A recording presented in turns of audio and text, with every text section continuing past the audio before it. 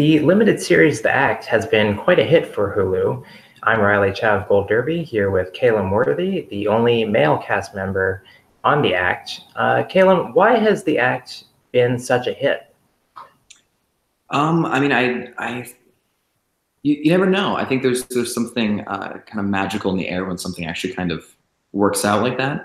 I'd love to say that it's because of the amazing cast and the incredible crew, and Hulu, who's just been so supportive and Universal as well. Like they were so wonderful at putting together a great team that I'd love to attribute it just to that. But the truth is, there's a lot of luck involved whenever it comes to something actually being successful. Yeah, I just felt like I was kind of concerned that the subject matter would turn people off. Yeah, and in a weird way, it actually helped us, I think, because people are very fascinated with this crime specifically, because there's so many twists and turns in it. What I think Nick and Michelle did that was so special is they decided to not just focus on it being a true crime story. They actually made it a character study and dove into the psychology of these characters. Now, have you seen the show yet? I read a previous interview where you said that you were not going to watch yourself in it. I decided to watch it. I decided to finally watch it because I was so excited to see what Patricia had done in all the scenes that I wasn't in. So I was really keen to see what she had done. So I decided to watch it finally. And what surprised you about the way it was actually presented on screen versus how you acted in it and what you saw on the page? I was just blown away by the performances. I thought the whole cast, like Anna Sophia and Chloe and Joey and Patricia, just did such a wonderful job. It's sometimes hard when you watch something that you've been a part of, because when you see the process, sometimes it takes some of the magic away. And I didn't experience that watching them. I was just blown away by what they'd done. Is this something that you had kind of always wanted to check off on your bucket list as an actor, playing a murderer? Well, it's kind of a full circle, because my first role, I actually played a cannibal in a show called Night Visions when I was 9, and Bill Pullman cast me in it, and I had to eat him. So I feel like it actually maybe be more of a through line in my career than I'd like to admit. And how did you get this part? I just got this part through the usual process. I don't think, based on my previous work, this is something that someone would just have thought to offer me. So I read for it, and the casting directors we had were amazing for giving me the opportunity to come in. And then I read for casting once, and then I came back and read for Michelle, and it was just kind of worked out after that. And what's it like coming into a show where your first appearance is in episode 4, but you are part of the main cast? Well, it feels like you're late to the school year. It feels like when you're in high school, and if you miss the first few weeks of school and something come in and everyone is already in the groove of things, you have to kind of catch up. That's what it felt like coming into this. They'd already filmed the first few episodes because we filmed in chronological order of the episodes. So when I came in, they'd already been filming for a few weeks. So I was kind of the new kid on the block. But luckily, they were just so gracious and were very kind and welcomed me in.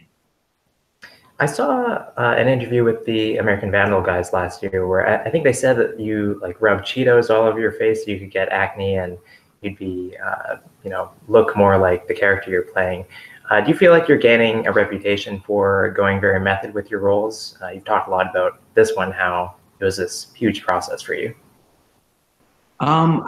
Possibly. I really believe in the art of storytelling, and as an actor, I think it's such a great opportunity to be able to do what we do, because so many people are trying to do that, and I've worked for so long to try to get interesting opportunities that I just want to make sure I do the character justice. So I guess you could call it method in many ways, but for me it's just trying to commit to the character and the best way possible, and whatever that entails, whether it's giving yourself acne or look at this one, diving into a very dark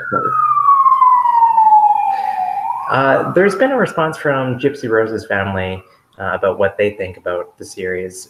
Has there been any from the real Nicholas Godejohn? Not that I know of. Not that I know of, no. And to be honest, I haven't really caught up with what the Blanchard family said either. And how do you feel about the sentence that like Nick got? Michelle Dean has talked about how she feels like he was kind of just put into a box, and maybe it's too harsh for what he actually did. I would agree with Michelle. I think that it is a very harsh sentence. Obviously, murder is a very serious crime. But having dived into the character and spent so much time walking in his shoes, I have a lot of empathy for him, and I feel like he had a very tough go. He had a lot of challenges in his life in terms of how he grew up, and he also had challenges in terms of what he struggled with in terms of emotional problems and these disturbing thoughts that he had that I wish had been treated in a different way and earlier, and maybe that would have prevented this. But I feel for him, and my heart does go out to him, even though obviously you should be sentenced for murdering somebody. At the same time, I do think it was a very harsh one. Now, maybe I've been watching too much TV, but I was really expecting to see a lot more in the courtroom. Why do you think that we didn't see that? I'm not too sure. I'm not too sure. I never actually talked to Michelle or Nick about that specifically. I think I was so focused just on the character that I kind of blocked some of that stuff out.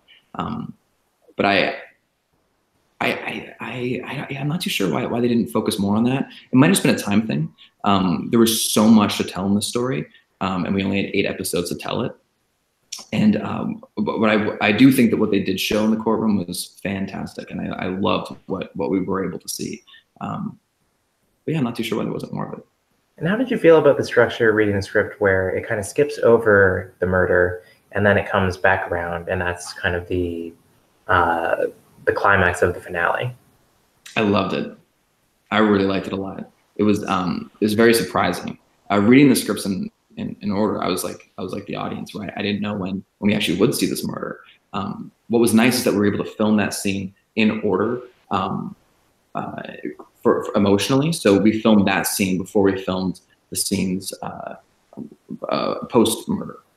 So that was a huge gift the producers gave us. So Joey and I were able to go to that very dark place and be a part of that scene, which was very complicated because it was all one shot, leading from her saying goodnight to her mom, to leading out to the door, to meeting me, and then coming in and me stabbing her, and then walking in. It was all done in one shot, which is very challenging for all departments. And the whole crew really came together, and I think they just did a fantastic job. Can you talk a bit about the directors of the show? Because I feel like this kind of might be their breakthrough, and we haven't really seen a ton of them before this. Kind of your main ones are Lord de Clermont-Tonnerre and Stephen Piet. Yeah, and Hannah and Christine, they were all incredible. They really were very innovative in terms of how they approach these characters. It's a very challenging thing to portray someone that's real, and considering all these characters are real people, it's a fine line to walk, especially since some of the way they spoke and some of the criticisms were very specific. And it's a fine line between being true to the character and seeming like you're maybe distracting. And they did a wonderful job at helping us with that balancing act. Since so many of these scenes were so emotional in such a dark place, they did a really wonderful job at supporting the actors and really feeling like we had the ability to take risks. Because a lot of these scenes I was nervous to do in the past, especially scenes with like nudity and revealing so much of myself. But because of where I was working with Joey, who was so fearless in those scenes, and with these incredible directors, they made me feel comfortable to go to that place and take that leap. And it didn't feel like I was revealing anything. It felt like I was exploring. How do you make sure that you're not glamorizing it? That's a very it's a tricky thing. I think that the key to that is really diving into the color behind these complex characters. What I liked about this show is that the two creators, Nick and Michelle, they didn't really draw a clear distinction between the antagonist and the protagonist. They wanted to make it more of an exploration into these characters to find out what makes people do certain things.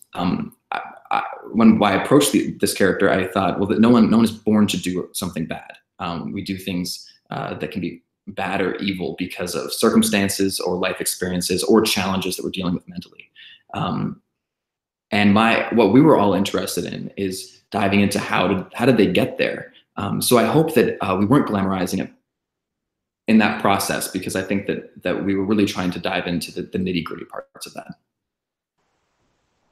So you're contending for Best Supporting Actor in a limited series or movie at the Emmys this summer. Now, if you're nominated, you'll have to submit an episode that you consider your best work. What would that episode be for you?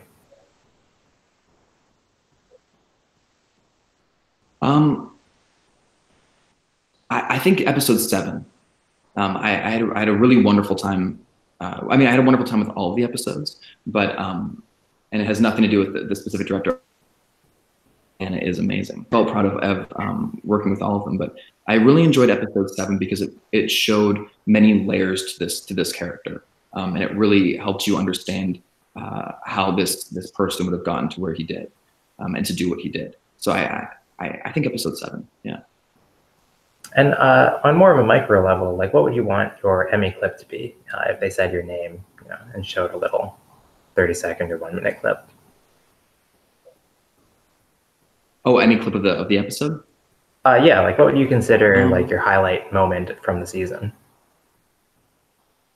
I really like the interrogation scene that I did. I really enjoyed, because there wasn't a lot of footage of Nick in the preparation process, so I didn't have a lot to work with. So that's why I had to dive so much into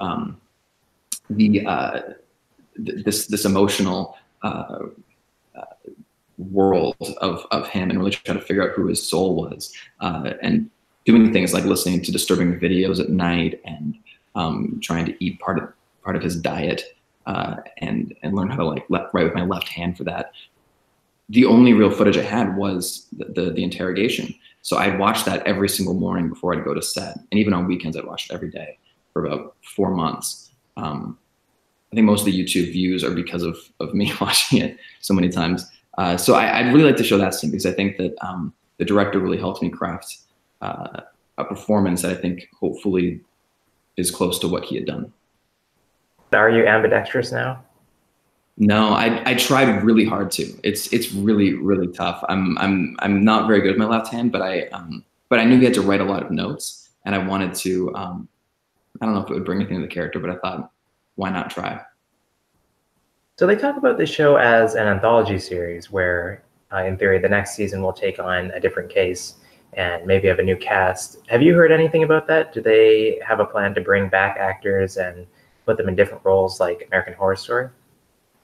No, I haven't heard anything about any future seasons. I think that I really hope that the creators get to make more seasons with whoever they get as the actors, because they're truly incredible writers. So I really hope they get to make more, but I have no idea what future plans are. And what projects do you have coming up next?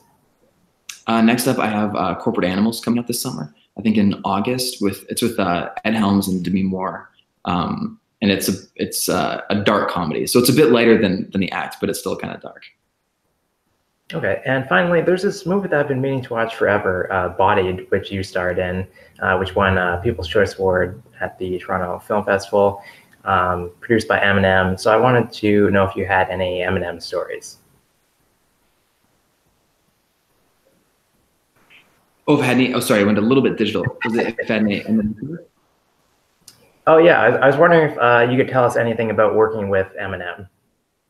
I mean, I didn't have any FaceTime with him.